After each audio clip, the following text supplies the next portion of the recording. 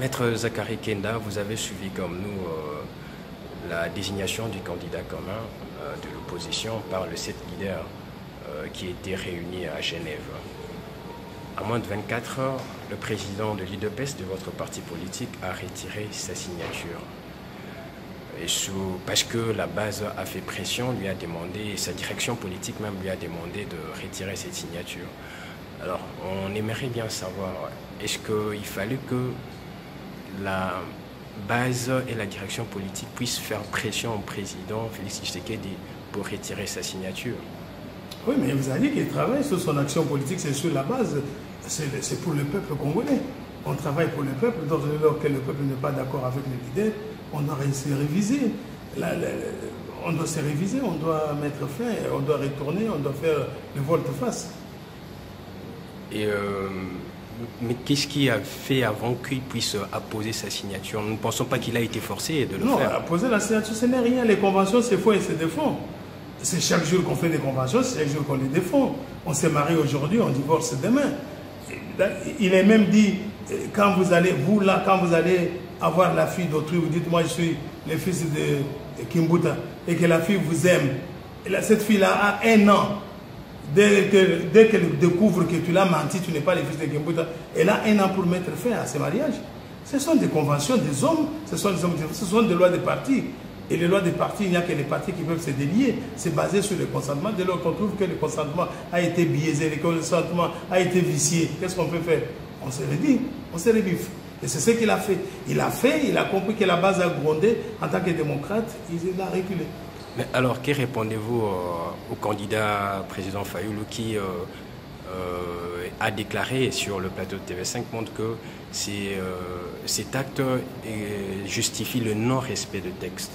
Donc, M. Félix Tshisekedi et Vital Kamerhe n'ont pas respecté le texte et c'est une sorte d'immaturité politique. Il aurait pu que quand même, lui, Fayoulou, respecte quand même sa valeur, sa dignité.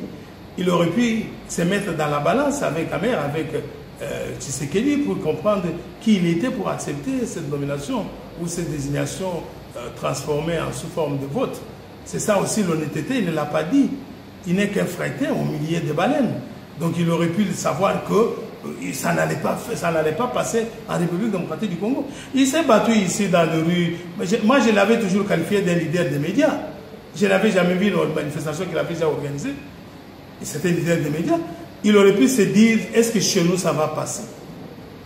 Voilà là où on vous dit qu'ils sont expérimentés, qu'ils ont étudié des grandes universités. Mais un universitaire, c'est celui-là qui anticipe les choses, qui sait voir ce que les autres ne peuvent pas voir. Il pouvait se poser la meilleure des questions. Est-ce qu'au Congo, on va accepter cette nomination? Non, je me rebiffe. Je préfère que quelqu'un d'autre. Aujourd'hui, Martin Fayoulou a scié la branche sur laquelle il était assis. Aujourd'hui, Martin Fayoulou, le peu de crédit qui lui restait, moi je ne dis pas qu'il est pour quelque chose. Il est pour quelque chose parce qu'il sait que c'est sur un deal. Il sait que c'est sous la table qu'il a conclu ce marché-là. Donc aujourd'hui, il s'est effacé sur la scène politique pour rien. Demain, il parlera encore à qui? Il va à un discours. Est-ce qu'il aura encore un discours à moins qu'il regagne les FCC? Puisqu'il n'aura pas encore un discours politique à dire aux gens. Après, il aurait pu se taire. Moi, à sa place, j'aurais pu me taire et venir au pays. Que faire la déclaration qu'il a faite là, parce que ça les bousille. Après ces retraits de signature, l'UDPS envisage-t-il de coaliser avec d'autres formations politiques? C'est une question qu'il faudra poser au parti. Moi, de toute façon, je n'ai pas le mandat du parti pour répondre à la question. Mais je sais que l'UDPS... Moi, je suis le premier à l'avoir dit. C'est plusieurs années que je suis dans les médias et je le dis chaque jour. Moi, je ne sais pas pourquoi ces démons-là habitaient le Congo. Candidat unique, candidat unique. Pourquoi? Les élections, c'est la compétition.